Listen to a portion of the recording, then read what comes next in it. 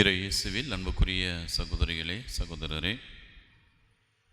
நமது பாதுகாவலர் பதவி நகர் புதிய அந்தோனியாருடைய இன்றைய இந்த நவநாளை சிறப்பிப்பதற்காக, நன்றி செலுத்துவதற்காக, தொடர்ந்து நம்முடைய தேவையை நிறைவேற்றுவார் என்ற ஒரு நம்பிக்கையோடு இந்த பலியிலே கலந்து கொள்ள வந்திருக்கின்றேன். ஒவ்வொருவருக்கும் எனது வாழ்த்துக்களையும் ஜெபங்களையும் உரித்தாக்கிக் கொள்கின்றேன். நல்லா இருக்கீங்களா? எல்லாரும் சந்தோஷமாக இருக்கீங்களா? எனக்கு சந்தோஷமாக இருக்கு.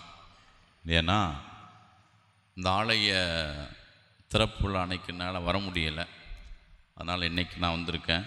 உங்களுடைய பங்கு தந்தைக்கும் உங்களுக்கு மட்டுமல்ல, பங்கு மக்கள் அனைவருக்கும் எனது வாழ்த்துக்களை பாராட்டுக்களை தெரிவித்துக் கொள்கின்றேன்.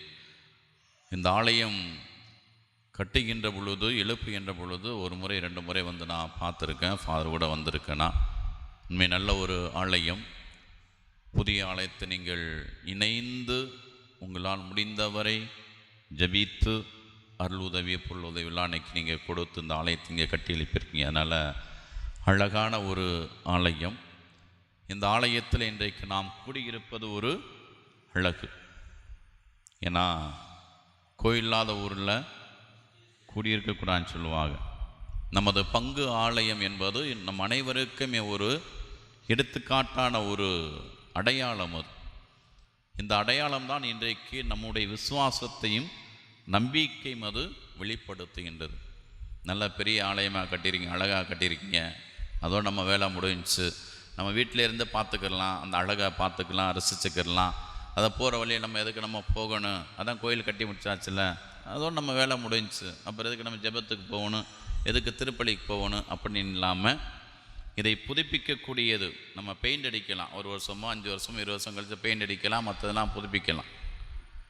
இதை புதுப்பிக்கக்கூடிய தன்மை என்பது, அதைவிட நாம் இந்த ஆலயத்திலே எப்பொழுதெல்லாம் இறைவனிடம் வந்து புனிதர் வழியாக ஜெபிக்கின்றோமோ அப்பொழுதெல்லாம், நம்ம ஒவ்வொரு நாளும் வந்து நம்ம ஜெபிக்கின்றோம் என்றால், ஒவ்வொரு நாளும் ஒவ்வொரு நேரமும் இந்த ஆலயம் புதுப்பிக்கப்படுகின்றது. இல்லையோ நமது உள்ளமாகிய ஆலயம் புதுப்பிக்கப்படும். ஏன்னா நம்ம உள்ளம்தான் கடவுள் தங்குகின்ற ஒரு ஆலயம் சொல்லிட்டு நம்ம கற்று கொடுத்துருக்காங்க. அதான் நம்முடைய நம்பிக்கையாக இருக்கின்றது. அதனால் இந்த ஆலயத்தை நீங்கள் நல்ல முறையில் கற்று மீண்டும் உங்களுக்கு சிறப்பாக உங்களுடைய பங்கு தந்தைக்கு எனது வாழ்த்துக்கள் பாராட்டுக்கள். அன்புக்குரியவர்களே, நான் வந்து நாளைக்கு வர வேண்டியது, இன்றைக்கி வந்து ஒரு ஃபாதர் வர முடியாதனால இன்றைக்கி நான் வந்து மாற்றி வந்துட்டேன். அதனால் கடவுளுடைய ஒரு சித்தம் உங்களோடு இன்றைக்கு இந்த திருப்பி நிறைவேற்றுவதில்லை. மனத்தாழ்மையில் மகிழ்ச்சி கண்ட புனித அந்தோனியா. இது நமக்கு கொஞ்சம் கஷ்டம்தான் சில நேரங்களில், எல்லா நேரமும் இல்லை. சில நேரங்கள் இந்த மனத்தாழ்மையோடு இருப்பது என்பது ரொம்ப கஷ்டம். என்றைக்குமே நம்ம வந்து ஒரு நீரோடை வருகின்றது என்றால் மேலேருந்து கீழே தான் வரும். இங்கேருந்து நமக்கு வேணும்னா பம்பு சட்டை வச்சு அதை வந்து அடிக்க வேண்டியிருக்கு, கஷ்டப்பட வேண்டியிருக்கு. ஆனால் மேலிருந்து வருகின்ற அந்த நீரோடையானது கீழ்ப்பகுதியை நோக்கி எப்பொழுதுமே வந்து கொண்டிருக்கும். இதுதான் வந்து ஒரு இயற்கையான உதார்த்தமான ஒரு சூழ்நிலை. ஆக கடவுளுடைய அருள் ஆற்றல் இன்றைக்கு நமக்கு கிடைக்க வேண்டும் என்றால் மேலிருந்து நமக்கு அது மக்களாய நம் ஒவ்வொருவருக்கும் அது கொடுக்கப்படுகின்றது. யாருக்கெல்லாம் இந்த அருளும் ஆசிரும் ஆற்றலும் கடவுளுடைய வல்லமையும் கொடுக்கப்படுகின்றது என்றால், மனத்தாழ்ச்சியோடு, அதாவது தாழ்ச்சியோடு இருக்கின்ற மனிதர்களுக்கு, மக்களுக்கு தான், இனங்களுக்குத்தான் இந்த ஒரு ஆசீர்வாதமும் வல்லமை கொடுக்கப்படுகின்றது. முதல் வாசகத்திலே வாசிக்கப்பட்டது போல, எந்த ஒரு மனிதன் மனத்தாழ்ச்சியோடு இருக்கின்றானோ அந்த மனிதனுக்கு கடவுளுடைய இரக்கம் கொடுக்கப்படுகின்றது. நம்ம கடவுளை இறைமகன் இயேசு கிறிஸ்துவை எடுத்துக்கிறோங்கள, அவருடைய பிறப்பு எப்படி இருந்தது? ரொம்ப தாழ்ச்சியான, ரொம்ப எளிமையான ஒரு பிறப்பு. தன்னையே தாழ்த்தி, இப்படிதான் வந்து விவிலியம் நமக்கு சொல்லுகின்றது. கடவுளாக இருந்தவர் தன்னையே தாழ்த்தி மனுவுரை எடுத்து இந்த மண்ணகத்திலே நமக்காக பிறந்தார் அப்படின்னு சொல்லப்படுகின்றது. அவருடைய இறப்பு எப்படி? தன்னையே தாழ்த்தி இந்த சாவை அவர் ஏற்றுக்கொண்டார். இப்போ பிறப்பிற்கும் இறப்பிற்கு வாழ்ந்த வாழ்க்கை என்பது ஒரு தாழ்ச்சியான வாழ்க்கையை அவர் நம்ம கற்றுக் கொடுத்திருக்கின்றார். அதே போல் அன்னை மரியாள் எடுத்துக்கிறங்க, இதோ ஆண்டவருடைய அடிமை என்று தன்னையே தாழ்த்தி அந்த கடவுளுடைய வார்த்தை ஏற்றுக்கொள்கின்றான். அதற்கடுத்து வந்த திருத்தூதர்களாக இருக்கணும் சரி, புனிதர்களாக இருக்கணும் சரி, பல்வேறு மனிதனுடைய வாழ்க்கை இன்றைக்கு நாம் விவிலியத்தில் பார்க்கின்ற அனைத்து மனிதனுடைய வாழ்க்கை என்பது எந்த ஒரு மனிதன் தன்னையே தாழ்த்தி கடவுளை ஏற்றுக்கொண்டு கடவுளுக்காக அனைத்தையும் இழந்து வாழ்ந்திருக்கின்றானோ அந்த மனிதனுக்கு கடவுள் 2 மடங்கு 3 மடங்கு 5 மடங்கு என்று பல்வேறு மடங்கு ஆன அந்த ஆற்றலை அந்த ஆசிரை கொடுத்திருக்கின்றார் என்பதுதான் விவிலியத்தில் நாம் காண்கின்ற மிக முக்கியமான ஒரு நிகழ்வுகள். இயேசு தன்னையே தாழ்த்தினார், அன்னை மரியாள் தன்னையே தாழ்த்தினார், சூசையப்பர் தன்னையே தாழ்த்தினார். இப்படியா நம்ம வரிசையாக அன்னைக்கு நம்ம சொல்லிட்டு போகலாம். அதில் ஒருவராக இன்றைக்கு நமது பாதுகாவலர் புனித பதுவை அந்தோணியாருடைய வாழ்க்கையிலே அந்த மனத்தாழ்ச்சி மகிழ்ச்சி கண்ட ஒரு புனிதர். நமக்கு தெரியும், நமது புனிதர் என்பவர் பெரிய ஒரு அரச பரம்பரை, அப்படி தானே? தெரியுமா தெரியாதா? ஆமாம். அப்பேற்பட்ட அரச பரம்பரையில் பிறந்த நமது புனிதர் இந்த ஒரு சபையை தேர்ந்தெடுத்து, ஒரு துறவற சபையை தேர்ந்தெடுத்து, அவர் இந்த அளவுக்கு ஒரு அர்ப்பணியாளராக ஆகி அதையெல்லாம் விட்டு தன்னையே தாழ்த்தி இறைவனுக்காக, ஆண்டவர் இயேசு கிறிஸ்துவுக்காக நான் மக்களை இன்றைக்கு வழிநடத்த வேண்டும், பல்வேறு துன்பங்களால் துயரங்களால் வாழ்ந்து கொண்டிருக்கின்ற மனிதர்களுக்கு இன்றைக்கு நான் ஆறுதலாக, தேற்றுதலாக, மகிழ்ச்சியை கொடுக்க வேண்டும், விடுதலை கொடுக்க வேண்டும் என்று தன்னையே தாழ்த்தி அரச பரம்பரையில் பிறந்த அந்த மனிதர் இறங்கி வருகின்றார். அதே போல நமது புனிதர் பெரிய ஒரு மறை போதகர். எல்லாருக்குமே தெரியும், என்ன எல்லாருக்குமே தெரியும். அவர் பல்வேறு இடங்களிலே அவர் சென்று மறைப்போதனை ஆற்றுகின்ற பொழுது எத்தனையோ மனிதர்கள் அவரை இகழ்ந்து பேசுகின்றார்கள், அவரை இகழ்ந்து பேசுகின்றார்கள். சிறு வயதிலே பல்வேறு அந்த ஆற்றலை பெற்றிருந்தார். ஒரு முறை கூட ஒரு இடத்திலே அந்த போதனை செய்வதற்காக, மறைவுரை ஆற்றுவதற்காக நியமிக்கப்பட்ட தந்தை அவர்கள் வராத பொழுது கூட இவர் அந்த மறைவுரை ஆற்றி சிறப்பு பெற்ற ஒரு மனிதராக, மறை புதகத்தினுடைய ஒரு பேழையாக இருந்தவர் என்று சொல்லக்கூடிய அளவிற்கு அவர் உயர்த்தப்பட்டார். ஏனென்றால் அவர் தன்னையே தாழ்த்தினார். அன்புக்குரியவர்களே, நாம் தாழ்வதால் ஒருபோதும் நாம் குறைவுபட போவதில்லை. அதான் ஆண்டவர் இயேசு சொல்கின்ற வார்த்தை தான், தன்னை தானே தாழ்த்துகிறவன் மட்டும்தான் என்ன செய்ய முடியும்? உயரப்போக முடியும். நாம் தாழ்ந்து வாழ்வதன் வழியாக நாம் அனைவருமே இகழப்படுகின்றோம் என்பதல்ல. மனிதர்களுக்கு முன்பாக நாம் இருக்கலாம், ஆனால் இறைவனுக்கு முன்பாக நாம் உயர்த்தப்படுகின்றோம். இயேசு கிறிஸ்து கூட தன்னையே தாழ்த்தி தான் அந்த சீடருக்கு என்ன கற்றுக் கொடுக்கின்றார்? பாதங்களை கழுவுகின்றார். இதே போல நீங்களும் செய்யுங்கள், இதே போல நீங்களும் வாழுங்கள், உங்களே நீங்கள் தாழ்த்தி கொள்ளுங்கள், தாழ்ச்சுள்ளம் கொண்டவர்களாக நீங்கள் இருங்கள் என்று மிக அருமையான ஒரு செயலை செய்து இருக்கின்றார். அன்புக்குரியவர்களே, இன்றைக்கு நமது வாழ்க்கையில் எடுத்துக்கிறங்க, நான் தான் பெரியவன், என்கிட்ட தான் நிறையா காசு இருக்கு, நான் தான் நிறையா படிச்சிருக்கேன், என்கிட்ட பதவி இருக்கு அப்படின்னு சொல்லிட்டு இன்றைக்கி எத்தனையோ மனிதர்கள் எல்லாம் தன்னையே உயர்த்தி அவர்கள் வாழ்ந்து கொண்டிருக்கின்றார்கள், தன்னையே உயர்த்தி அவர்கள் பேசி கொண்டிருக்கின்றார்கள். சமூகத்திற்கு முன்பாக, மக்களுக்கு முன்பாக அவர்கள் தன்னை உயர்த்துகின்றார். ஆனால் ஒரு பயனும் இல்லை. நம்ம வெளியிலேருந்து பார்க்கலாம், எவ்வளோ பெரியா இருக்கான். அதே மனிதன் என்றைக்கு பெரிய பதவியிலோ பெரிய பணக்காரரோ இருந்து எப்பொழுது அந்த மனிதன் தன்னைத்தானே தாழ்த்தி சக மனிதர்களோடு, ஏழைகளோடு, துன்பப்படுவர்களோடு எப்பொழுது அந்த மனிதன் உறவாடி கொண்டிருக்கின்றானோ, வாழ்ந்து கொண்டிருக்கின்றானோ, அந்த மனிதனை பார்த்து என்ன சொல்லுவோம் நம்ம? எவ்வளோ ஒரு அருமையான மனுஷன், எவ்வளோ பதவியில் இருந்தாலும், எவ்வளோ பெரிய பணக்காரன் இருந்தாலும் நம்மளோட வந்து பேசுகிறான்பா, கஷ்டப்படலோடு அவன் இருக்கான்பா, சின்ன சின்ன உதவிகள் வந்து செய்கிறான்பா, வர்றான்பா, போகிறான்னு சொல்லிட்டு இன்றைக்கி நம்ம அந்த மனிதனை இன்றைக்கி போற்றுகின்றோம். அதான் இன்றைக்கி வாழ்க்கை. அன்புக்குரியவர்களே, இயேசு கிறிஸ்து விரும்புகின்றது என்பது அப்பேற்பட்ட ஒரு மனத்தாழ்ச்சி உள்ள ஒரு வாழ்க்கை. இதனால் தான் இன்றைக்கு நமக்கு ஒரு மீட்பு கிடைக்கின்றது. இதுதான் இன்றைக்கு நமது புனிதரும் கற்றுக்கொண்டார். எவ்வளோ பெரிய வல்லமை இருந்தது. அதெல்லாம் யாருக்கு? கடவுளுக்காக, இறைவனுக்காக தன்னையே தாழ்த்தி பணிந்து கொண்டார். நமக்கு நிறையா உதாரணங்கள் இன்றைக்கி நம்ம புனிதரை பற்றி சொல்லலாம். மக்களுக்கு போய் அவர் போதிக்கிறார், யாரும் வரல. கடைசியில் எங்கே போய் போதிக்கிறாரு? கடலில் போய் மீன்களெல்லாம் அழைச்சு அவர்களுக்கு போதிக்கிறார்.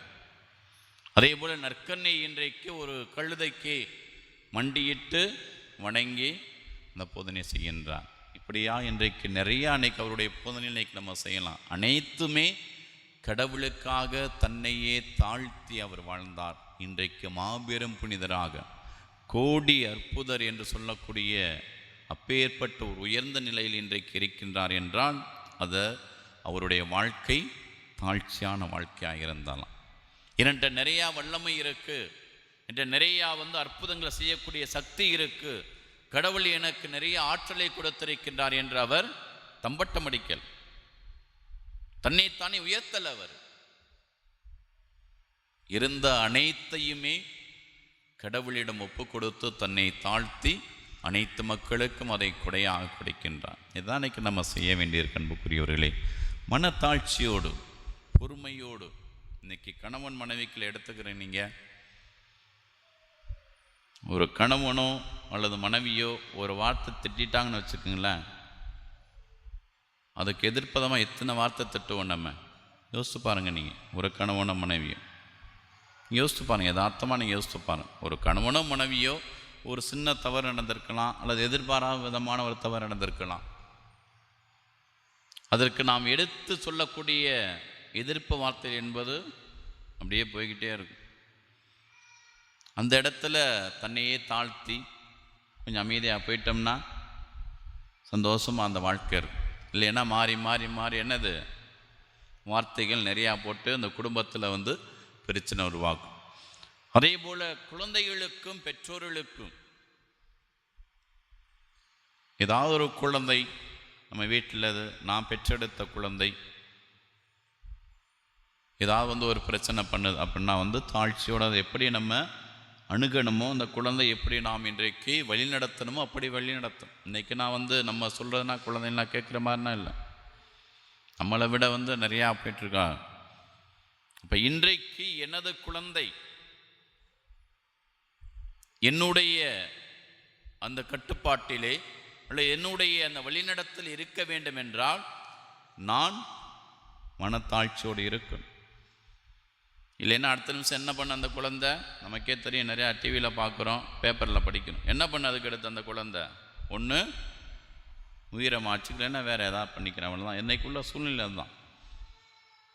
இப்போ இன்றைக்கு ஒரு மனிதன் இன்னொரு மனிதனை இன்றைக்கு அல்லது நம்ம கிராமத்தில் எடுத்துக்கிறோங்க, ஒரு மனுஷன் பேசுகிறாரு அப்படின்னா இன்றைக்கி நம்ம அவன் என்ன பேச நானே கேட்குறது, அவன் என்னை விட பெரிய ஆளா,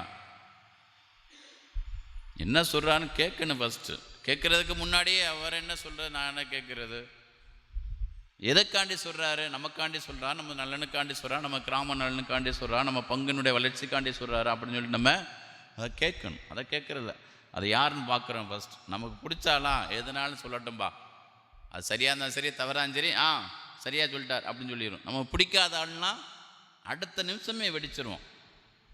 ஏன் அந்த பொறுமை இல்லை, ஏன் அந்த தாழ்ச்சியான அந்த உள்ளம் இல்லை. அன்னை மரியாள் இன்றைக்கு வானதுரை சொல்லுகின்ற பொழுது ஏயா உனக்கு இது கேட்டாங்கல்ல, எப்படி என்னால் இதை முடியும் அப்படின்னு சொல்லி கேட்டாங்க. அது அப்படியே அந்த டோன் போயிருந்துச்சுன்னா அன்றைக்கி இயேசு கிறிஸ்து நமக்கு வந்திருப்பாங்களா, இந்த உலகத்தில் பிறந்திருப்பாரா? அந்த டோன், அன்னை மரியாள் கேட்ட அந்த டோன், இது எப்படி நிகழும், எனக்கு ஏன் அது தேவையா, எனக்கு எது தொல்லையா, சமுதாயத்தை நினைப்பாங்களே என்னை அப்படி அசிங்கமாக பேச அப்படின்னு சொல்லி போயிருந்தா எப்பொழுது வானதுடைய அந்த அருள் ஆற்றல் பெறாக நீ சொல்வது அப்படியே நிகழட்டும், நான் ஆண்டவருடைய அடிமை என்று சொன்ன பிறகுதான் அங்கேருந்து வானதர் கிளம்புறார். அப்போ மனத்தாழ்ச்சியோடு ஒவ்வொரு மனிதனும் வாழ்கின்ற பொழுது நாம் கடவுளுக்கு முன்பாக உயர்த்தப் பெறுகின்றோம். தன்னைத்தானே தாழ்த்தியர் எவரும் உயர்த்தப் பெறுவர், தன்னைத்தானே உயர்த்துகிற எவரும் தாழ்த்தப் பெறுவர். கடவுள் விரும்புவது ஒரு ஆள் மேலே இருக்கணும், ஒரு ஆள் கீழே இருக்கணும் அப்படின்னா இல்லை. சமத்துவம், அவன் சமத்துவமாக இருக்கான். மேலே இருக்கும் கீழே வா, கீழே இருக்கும் மேலே போ, சமத்துவம், அவ்வளோதான். அந்த சமத்துவ வாழ்க்கை இன்றைக்கு ஆண்டவர் விரும்புகின்றார். என்கிட்ட பணம் இருக்கலாம், நான் சொன்னது போல் என்கிட்ட பணம் இருக்கலாம், என்கிட்ட பதவி இருக்கலாம், அல்லது என்னுடைய முன்னோர்கள் அப்படி இருந்தால் நம்ம சொல்லலாம். யார் எப்படி இருந்தாலும் கடவுளுக்கு முன்பான அனைவருமே என்னது சமம், அவ்வளோதான். அவர் நினச்சார்னா என்ன பண்ண, எவ்வளோ பணம் இருந்தாலும் சரி, எந்த பதவியில் இருந்தாலும் சரி, ஒரு செகண்டு தான் முடிஞ்சு. எவ்வளோ தான் நம்ம போன இன்றைக்கி பழைய ஏற்பாட்டில் பார்த்தோன்னா எத்தனையோ அரசர்கள் அப்படி எப்படின்னு இருந்தாங்க, எல்லாத்தையும் பொசுக்கிட்டார். அப்படி அதே பழைய ஏற்பாட்டில் எத்தனையோ மனிதர்கள் தாழ்ந்து தன்னைத்தானே தாழ்த்தி வாழ்ந்தாங்க, அவரெல்லாம் உயர்த்தி விட்டான். இதுதான் இன்றைக்கி நம்ம கடவுள் கொடுக்கின்ற ஒரு பெரிய ஒரு ஆசீர்வாதம்.